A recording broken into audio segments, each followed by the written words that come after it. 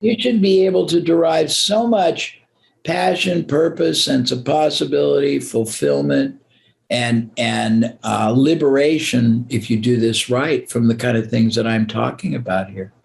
And why do you think so many people are stuck? Because there's so many people stuck. They're stuck in the day-to-day. They're stuck in the thing they've built. They're stuck and they're scared. There's three reasons, and I would dare say to people listening to your podcast or anybody's podcast aren't guilty of some of these. If you remember the days when bookstores were around, you could walk into a bookstore, Alex, and there might be two very long aisles on psychology, relationships, sexuality, parenting.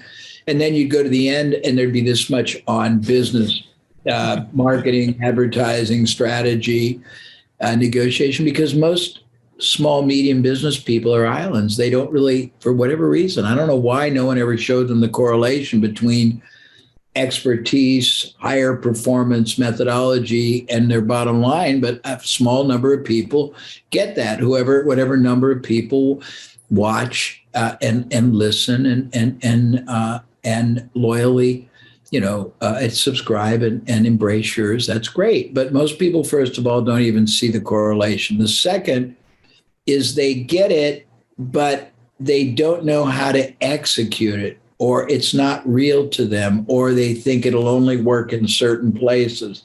Also, truthfully, most people, they have the retention.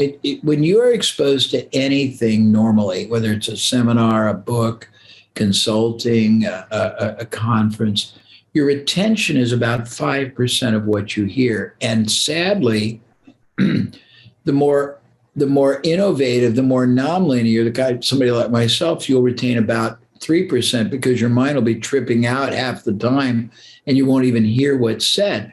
Well, if you only retain 5 or 2.5%, the odds of you understanding how to apply it, implement it, put it all together, connect the dots is very low. Secondly, when you try to do it, it is analogous, Alex, to a little baby trying to learn to walk, talk, eat, poop, ride a bike. They're terrible and they fail. And if you do something the first time based on an erroneous or a limited understanding and you try to apply it and it fizzles or backfires or doesn't do anything, your tendency is to recoil and go back to status quo. So you never try it again. So that and most people follow the herd. We are herd oriented. Most people got into their field because that's the market they were raised in. They were worked for somebody, then they start a business, and they only know pretty much plus or minus what that business does. And they don't really understand that the real breakthroughs, the real opportunity, the real advantage, the real power, profitability comes from not thinking like everybody else.